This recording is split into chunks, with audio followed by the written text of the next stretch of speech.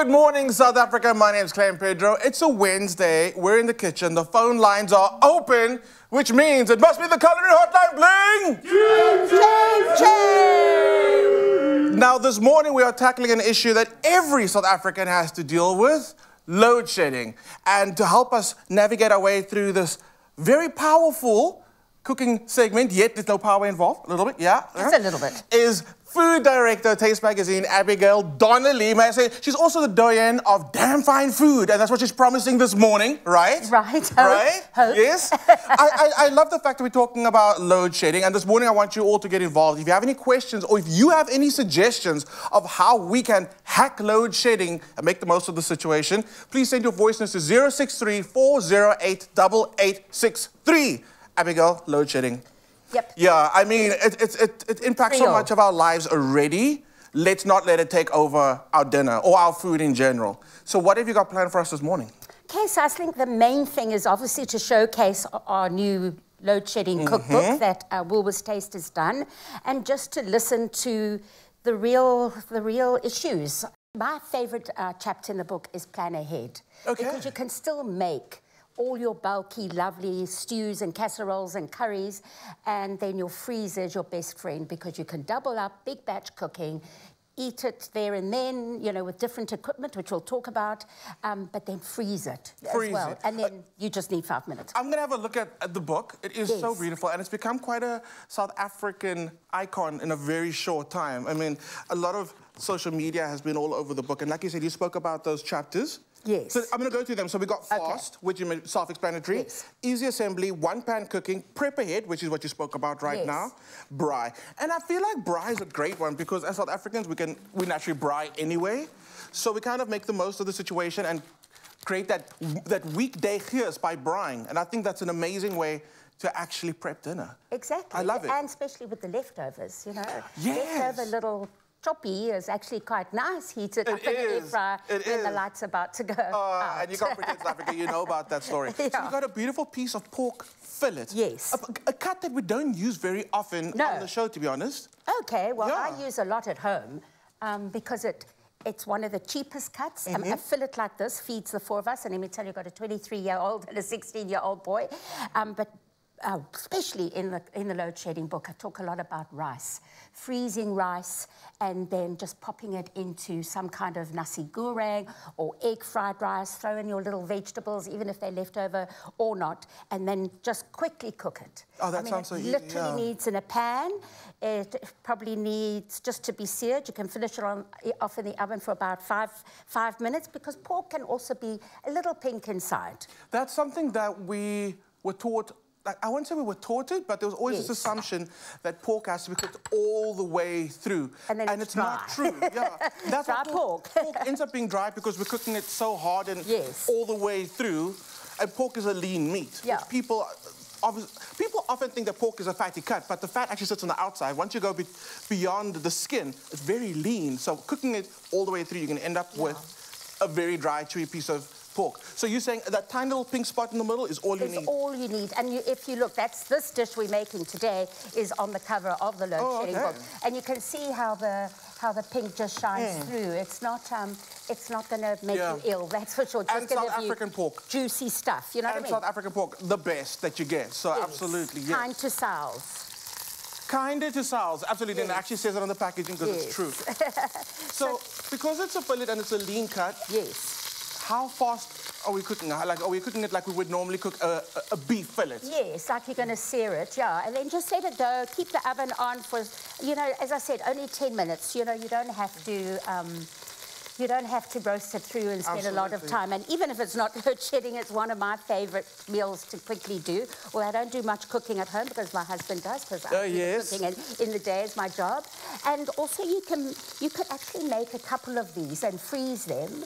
And then just before you go to work, take them out, defrost them, and then you just add hot stock onto it and hot veggies quickly. Yeah. And you don't really need to do anything to it. It's kind of And it's an easy cut. But you can do it with beef. You could do little chicken pieces to make it your own. And obviously with these fabulous noodles, what we're going to do with them. And these noodles are great because, again, they also don't take very long to cook. I think it's like 5 minutes in boiling water. Yeah, but you don't have to, especially the thin vermicelli rice noodles, and it's carb-free.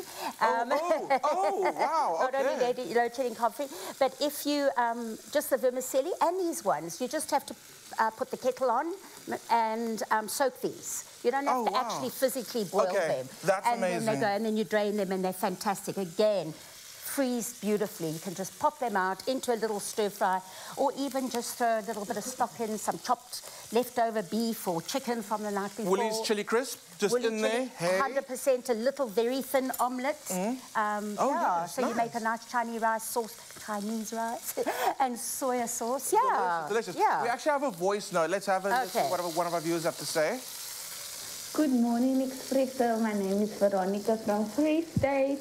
The question I have for you, Chef Clem and Abby, is what kitchen equipment should I get to help me during load shedding?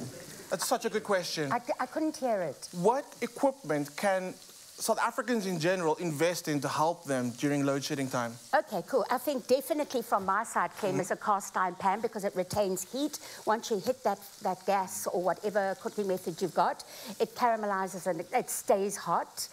Cast iron pans are fantastic from Woolies as well because they retain the heat. That's amazing. The Wonder Bag, the fantastic Wonder Bag South African invention, has come back. And that's kind of like make ahead and plan, because with Wonder Bag cooking, as you know, you start it all on your stews and your soups and whatever you're cooking on the stove top just to caramelize everything, and then your hot stock, and then you put it in the Wonder Bag, tie it up, come home, and it's all ready. I think that's so amazing. I mean, I understand the science behind it, but I just want to believe it's magic. Yes, because it really does work like magic. It's really amazing. Does. And and I also think now especially, those single burner gas burners. Yes. I mean, they're not as expensive as like going for any other optional cooking method. Yes. And those little cans to recharge them, I think it's 50 Rand to buy a little refill of that gas can. It's amazing, And it is amazing, it really is. So, okay, can I get cracking on anything else for you? We've got the pork going. I just did a little swap over. Did you see I made a little rookie error there? It's okay. Everybody makes rookie errors. Fine. Okay, but I just wanted to get the very nice one that Nicole, our culinary masterpiece who does all this behind the scene. She's made a beautiful one. Okay, and so you can feel it, Clem, hey? You can feel it. It still has a nice give. Got to have a bit of bounce, yes, exactly, yeah. So in the lacquer juices, I'm going to throw in the noodles. But wait, don't do that. Oh! Hang on to that, because we're going to finish this dish up in part 2, because we want to see that magic live. So I think don't go away. We'll be back with more Culinary Hotline Bling. Ching, ching, ching. It's my feel-good breakfast show.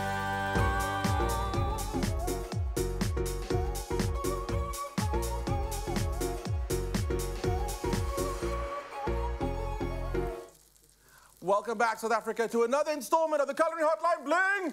Ching, ching, ching. Okay, so we're back in the kitchen. We're about to assemble that dish you saw us putting together. Abby, what is the name of that dish? Want to pass that cover?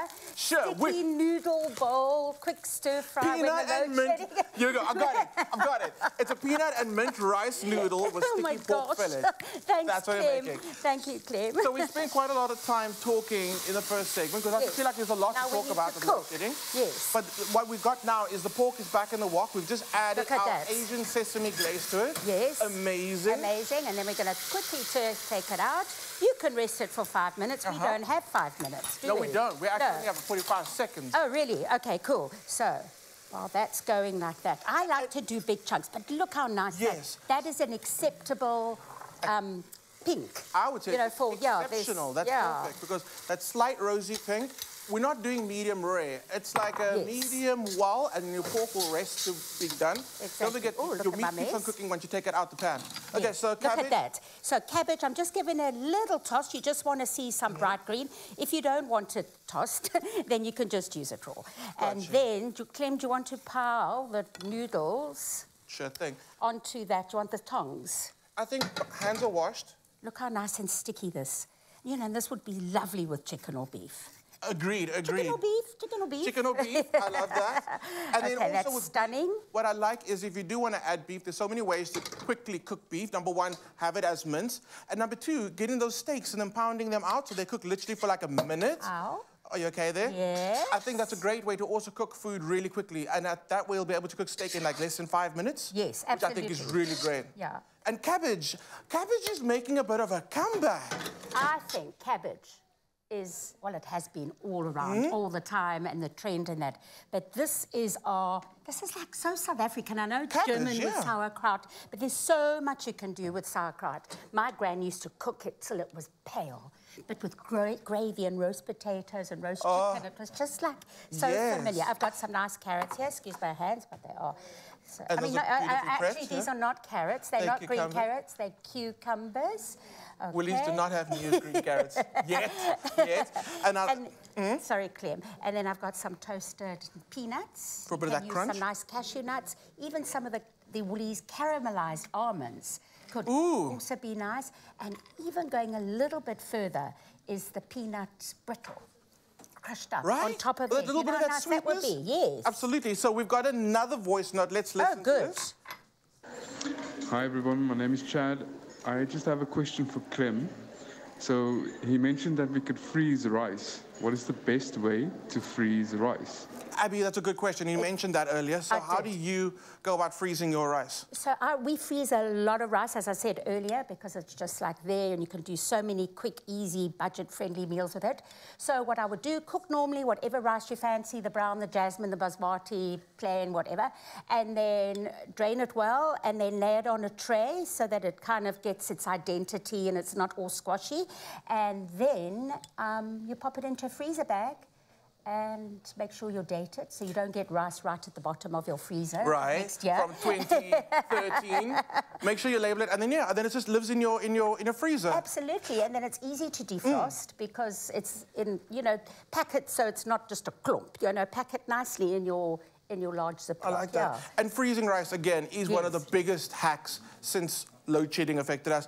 Always having rice ready, 5 minutes away from serving. I love that. Good. Some mint went on. Some mint, you could use basil, you could add some coriander for fragrance, you could add a little Thai dressing, maybe a little bit of rice vinegar and some soya sauce, just to bring out some flavors. You could add some garlic and ginger. It looks beautiful. It looks beautiful. Now, I'm going to put this with our collection of dishes over here. We've got another dish we're about to start. Yes. Oh, that does look beautiful. I saved you a piece. Thank you. I'll snack on that. There we go. Can I put that here? What is the next dish we're going to get started on? The next dish is... Should I pass to you? Yes, please, yes. The Wonder Bag. I mentioned in the first slot that the Wonder Bag is also like your freezer, your friend, because it's like kind of like the old slow cooking vibe where you start everything on the top of the stove very quickly, and then when you go to work, you pop your very well sealed pan of whatever it is, maybe your curry, your roast chicken. Talk about chicken, remind me about my favourite load-shedding chicken recipe. We've got a load-shedding chicken hack coming out soon. So anyway, so is this on, Clem? Let me get it on for you. Thank you. So I'm going to... I love minced curry because I love freezing it because then you can add it, if you haven't got a lot left, even if you haven't double bulked, then you can use it and bulk it up with filled rotis and bunny chows, whatever you want. Sandwiches for school. Oh, yeah, those snack sandwiches for work. Those after-school sandwiches with minced curry are the best. Okay. So we have got some onions. There's quite a few onions here. You can use leeks as well, but everybody's got a little onion in there. In their basket. What can I pass you? Okay, pass me some spices, please. The spices are already roasted. You can just use garam masala, you can do some cardamom, you can do cumin, you can do whole mixture. But in here is beautiful cardamom. You can see coriander and fennel. Especially because a minced curry, or like curries in general, tastes better the day after you make them. 100%. So make a big batch of this. Yes. And it's only going to get better the longer that it keeps. And I don't know when last I had minced curry, so I'm actually thinking this might be dinner right now. Yeah, this looks really good. Or breakfast, so what the time is. I think it's okay. I think it's okay, I've got a little bit of ground coriander, which is one of my favourite things. And, I'm just chucking, because, you just make it your own. No curry, I don't know about you, but no curry of mine ever comes out the same. I must agree, absolutely, mine too. Cool, so I'm doing that. I suppose I should stir with that. And then I just want to tell you about my favourite chicken recipe. Please do. So it's really no cook. What I do is before I go to work or whatever, I bring to the boil soy sauce and stock, whatever stock you fancy, chicken or vegetable. And then I throw in star anise, orange rind, lemon rinds, and maybe some whole peppers and things like that, whole cloves of garlic, and a whole knob of ginger. Immerse the raw chicken, cover it tightly with foil, bring it to the boil, really literally bring it to the boil. Leave it covered, and by the time you get home, you've got beautiful Asian poached chicken. Oh, my goodness. Yeah, it's in that book. What's that book called? This one is the Taste Loadshedding book. Check it out. Full of tips, full of recipes. We're going to be back with more Culinary Hotline Bling in a second when we finish this amazing mince curry. And yes, I did say, the Culinary Hotline Bling! Ching, ching, ching!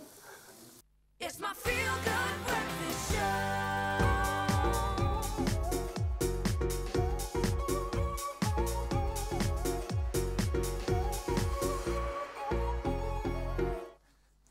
Good morning again, South Africa. We're back in the kitchen for the last, but promising to be the best installment of the Culinary Hotline Bling.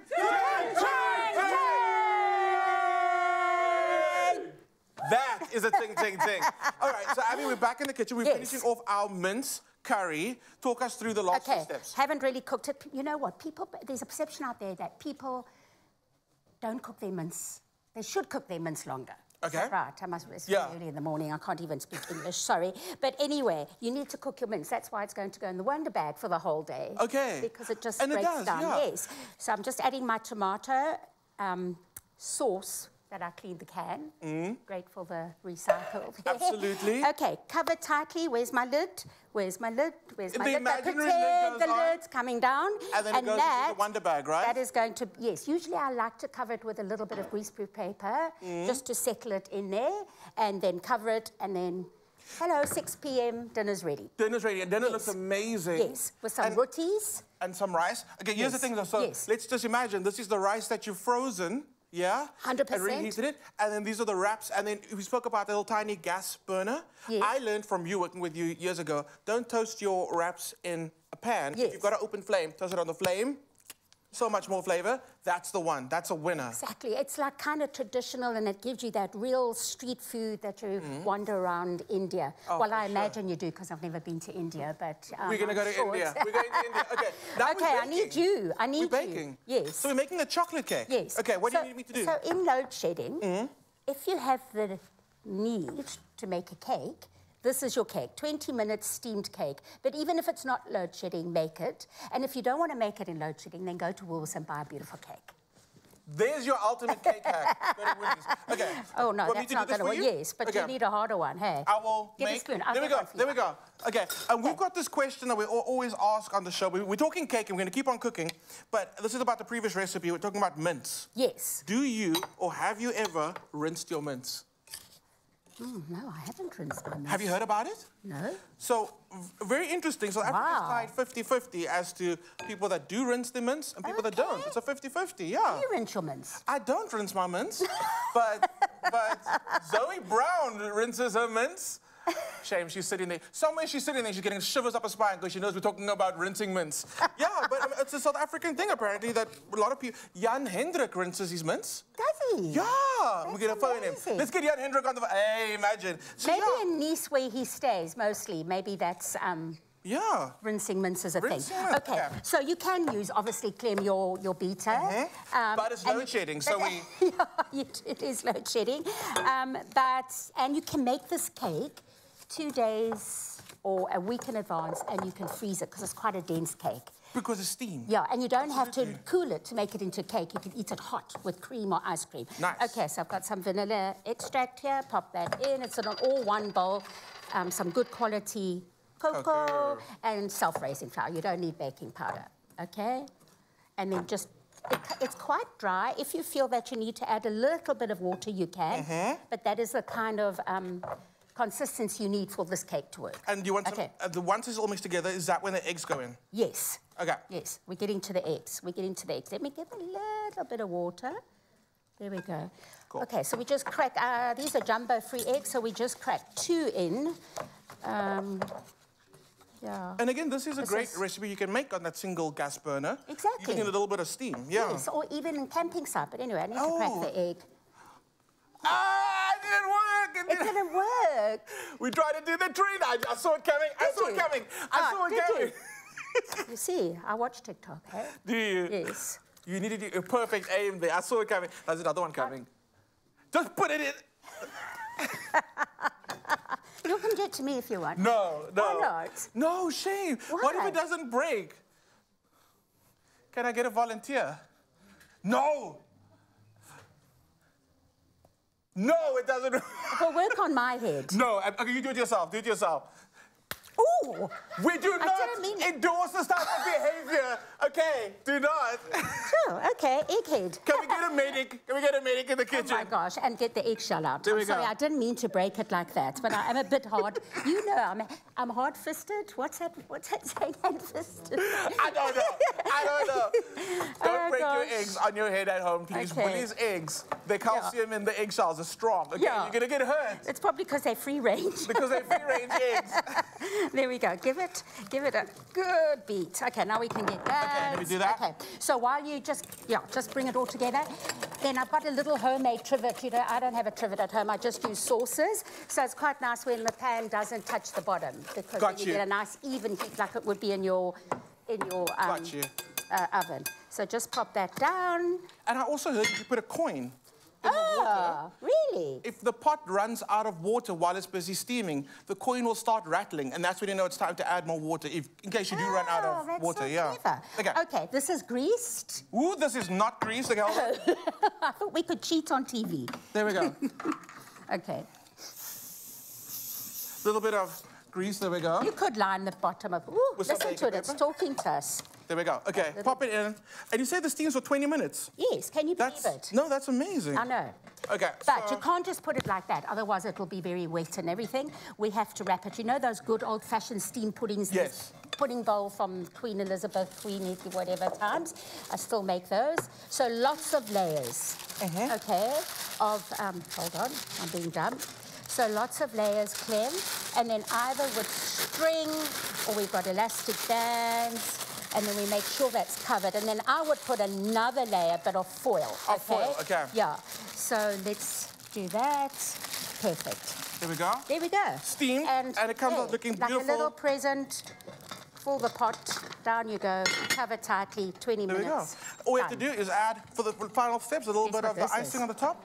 Guess what that is? It's Nutella. Yes. Of course, yes. Nutella over the top, I love that. Yeah, so this, obviously it's a little wonky, that's fine. Okay, let's go for it. Have you got a little knife there? We've got 5 seconds to do this, Abby. Do it. Go, you go, Abby. For Africa, while Abby's busy getting this done, I want to thank you for being part of today's Culinary Hotline. Send us voice notes of what you'd like our topic to be, and who knows, you might see it next. On the Culinary Hotline, bling! Change!